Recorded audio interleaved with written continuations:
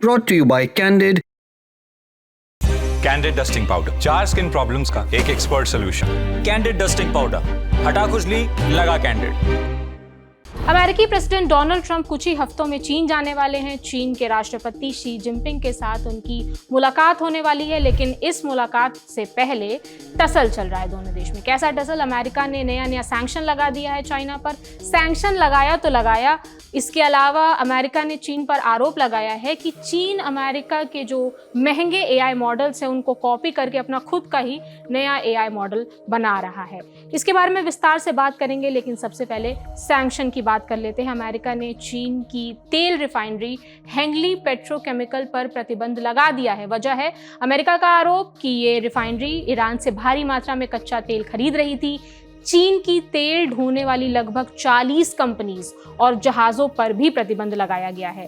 ये वो जहाज़ हैं जो ईरान के तेल को दुनिया के अलग अलग हिस्सों में पहुंचाने का काम करते थे। इसके अलावा अमेरिका ने आरोप लगाया है कि चीन उनके महंगे एआई मॉडल्स को कॉपी करके खुद का एआई मॉडल तैयार कर रहा है। ये वो एआई मॉडल्स हैं जिन पर अमेरिका ने अरबों डॉलर खर्च किए हैं, लेकिन चीन इन्हें कॉपी करके खुद का मॉडल तैयार करने में लगा हुआ है, जिसका इस्तेमाल करने में रिस्क है। ऐसा अमेरिका ने दावा किया है कि अगर चीन के इन एआई मॉडल्स का इस्तेमाल होता है तो इसमें जोखिम है। क्यों जोखिम है उसके बारे में आगे बताएंगे, पहले सैंक्शंस की बात विस्तार से कर लेते हैं। हेंगली पेट्रोकेमिकल, ये रिफाइनरी चीन के डालियान पोर्ट सिटी में है।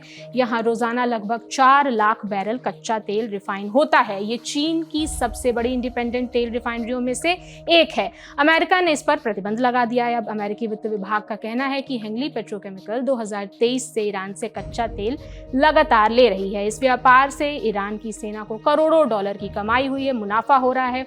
इस प्रतिबंध के बाद कंपनियां और जहाज अमेरिकी बैंकिंग सिस्टम का इस्तेमाल नहीं कर पाएंगे और कोई भी अमेरिकी नागरिक या कंपनी इनके साथ व्यापार नहीं कर सकेगी। अमेरिका ने रोक लगा दिया है। प्रेसिडेंट ट्रंप पहले भी चेतावनी दे चुके हैं। वो लगातार कहते रहे हैं कि जो भी देश ईरान के साथ व्यापार करेगा अमेरिका उस पर सेकेंडरी सैंक्शंस लगाएगा। इसे आप ऐसे समझिए कि मान लीजिए ईरान पर प्रतिबंध है, मान लीजिए क्या लगा ही है प्रतिबंध, और चीन की कंपनी उसके साथ व्यापार करती है, तो अमेरिका चीन की कंपनी पर भी प्रतिबंध लगा देगा। इसे ही सेकेंडरी सैंक्शंस कहते हैं।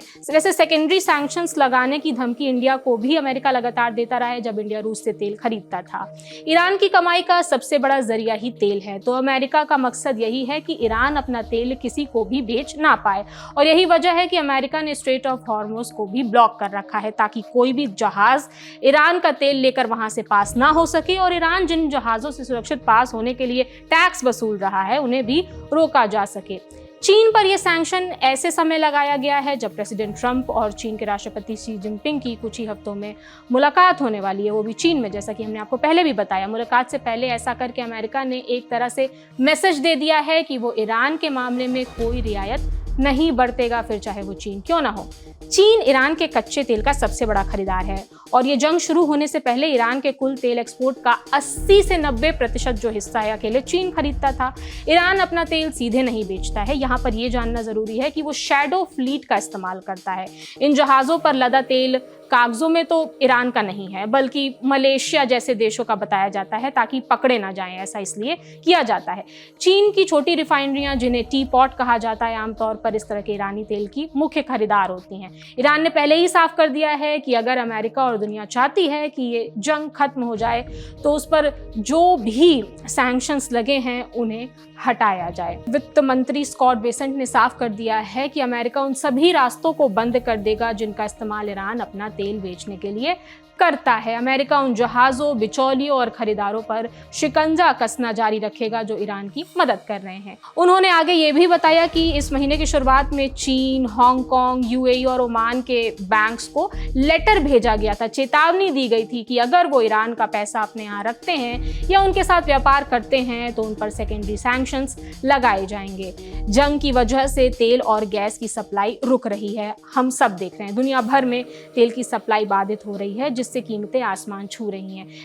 इन कीमतों को काबू में रखने के लिए अमेरिका ने रूसी तेल और समुद्र में मौजूद ईरानी तेल के कुछ शिपमेंट को अस्थायी छूट भी दी है, यानी कि ऐसे तेल जो टैंकर्स पर लोडेड है और समुद्र में मौजूद है उन्हें बेचा जा सकता है। इसकी छूट अमेरिका ने दे दी थी ताकि बाजार में तेल की एकदम से कमी ना आ जाए। अब इस पूरे मामले पे चाइना का क्या कहना है ये समझ लेते हैं। चीनी दूतावास के प्रवक्ता लियू पेंग्यू वॉशिंगटन में। उन्होंने कहा कि ये प्रतिबंध अंतर्राष्ट्रीय व्यापार के नियमों के खिलाफ है और चीनी कंपनियों के अधिकारों का उल्लंघन करते हैं। अब आते हैं तकनीकी चोरी पर। जैसा कि अमेरिका दावा कर रहा है कि चीन अमेरिका की तकनीक की चोरी कर रहा है और अपना AI मॉडल बना रहा है। अमेरिकी अधिकारियों का कहना है कि चीन डिस्टिलेशन प्रोसेस की मदद से अमेरिका के बड़े AI मॉडल्स को कॉपी करके अपना खुद का AI मॉडल सिस्टम तैयार कर रहा है।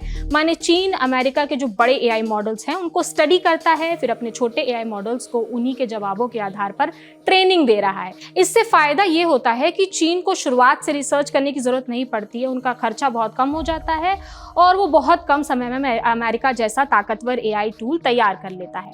रॉयटर्स की रिपोर्ट के मुताबिक अमेरिकी विदेश मंत्रालय ने दुनिया भर में मौजूद अपने दूतावासों को आदेश दिया है कि जिस भी देश में आप तैनात हैं वहां की सरकारों को इस बारे में बताएं, उनको इत्तला करें और उन्हें समझाएं कि नकल करके बनाए गए इन AI सिस्टम को इस्तेमाल करना खतरे से खाली नहीं है, जोखिम भरा है।